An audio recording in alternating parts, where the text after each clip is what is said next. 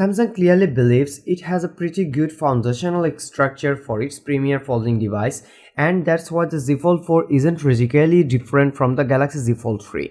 That said, there are actually lots of small build and design differences, some of which you can plainly see while others are hidden beneath the frame.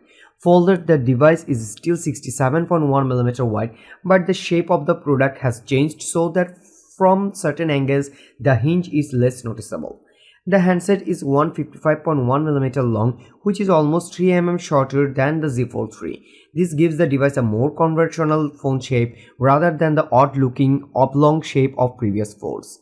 More importantly, this is now a thinner and lighter device. Instead of the Galaxy Z Fold 3's 6.4mm thickness when unfolded, the double mode is now just 6.3mm thick. That's not a huge difference, but it also brings the weight down to 263 grams, 8 grams lighter than the Galaxy Z Fold 3. The buttons or ports are standard fare for a smartphone, but the folding design does mean the placement isn't typical.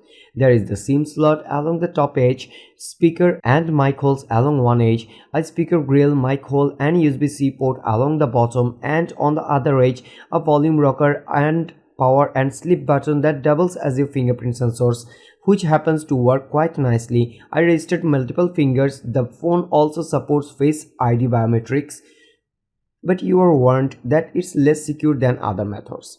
When folded, the Galaxy Z Fold 4 can feel a little thick and heavy in the hand compared to most other Android handsets. It's not uncomfortable though.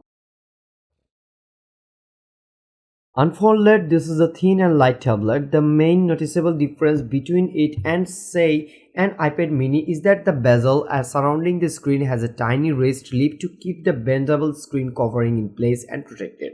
The re-engineered hinge is a real highlight here. No longer does it stick out from the side of the phone when folded. Instead, it's hugging the frame thanks to a new hinge design that jettisoned the gears in favor of a flatter mechanical design. It looks great, and at least in the time we have been using this phone, it works smoothly. As you are bending the phone, it feels solid yet pliant, as if to reassure you, yes, this is what you are supposed to do with me. The frame is IPX8 rated, which means it will survive 30 minutes in 1 meter of water, but due to the hinge mechanics, it's not dust resistant. It's a bit odd that the Samsung's foldable line now has slightly better CPUs than its S22 flagship line. But such is the world of silicon and smartphone timing. We are happy that the Galaxy Z Fold 4 has the Qualcomm's top-of-the-line Snapdragon 8 Plus Generation 1 CPU, as it needs all the power it can get given the multitasking gymnastics it's capable of. Geekbench 5 benchmarks bear out the new CPU's somewhat snappier performance compared to the 8th generation one. It's not a huge difference, but it feels to us that the phone's ability to edit 8K 60 FPS video at once in Adobe Premiere Rush speaks to that extra kick, and it doesn't hurt that the Samsung has backed up the chip with 12GB of RAM. The raw numbers still don't beat Apple's A15 Bionic, but that's immaterial. There's more than enough power on tap here for all your cover and main screen tests. Samsung does an excellent job of integrating its key One UI feature and apps into Fold experience, while still keeping this out of the way of the stock Android Google apps you really want. But we are particularly impressed with the effortless handoff between the cover screen and the main flexible display. The phone swaps screens instantly, so you can move the same app between the main and cover displays without waiting for it to reload. It can work like a normal phone with the cover screen, a tablet with the main screen, or something in between if you fold the screen to a 90-degree angle. The Galaxy Z Fold 4 knows if it's bent at a 90-degree angle, and if you are in an app like Word, puts the split keyboard on the bottom half of the display. It's not a perfect experience since the tapping in the crease is best avoided, but it works. It's not unlike using a very small Android laptop. The app dock not only lets you drag and drop apps and keep ones you use often in the dock, but it can remember app groups and let you instantly access and reopen them with a tap. Very smart. The Galaxy Z Fold 4 supports Samsung's S Pen, but not just an any S Pen.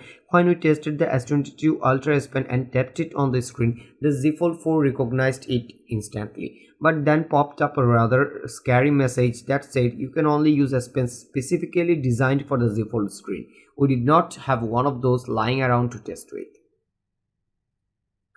We spent a very busy day with Galaxy Z Fold 4 doing everything from video conference calls to word processing, playing games, editing video, watching Netflix shows, and sometimes doing all of these things at once. We also watched as the battery life drained, perhaps a little faster than expected. At 4400 mAh, this isn't a tiny battery, but it does have to do the work of powering two screens, though not simultaneously. The battery lasted approximately 13 hours, which is pretty good, though we would have liked to have seen more. Still, getting that far is probably a testament to the 8 Plus Generation 1's power management capabilities. The phone supports fast, wired and wireless charging, and at one point we added back 30% of power in just 15 minutes using a Samsung 65-watt grand charger, which is not included. The phone can also perform wireless power sharing duties. However, I could only get that to work with the Samsung Galaxy Buds 2 Pro case and not with the Galaxy S22. Let's not forget that this is a 5G phone. Our model was running on T-Mobile's network in the US, which has the pretty good 5G coverage, but the speed was as you would expect all over the map. Still, it was good enough to stream HD quality Netflix on my train ride home.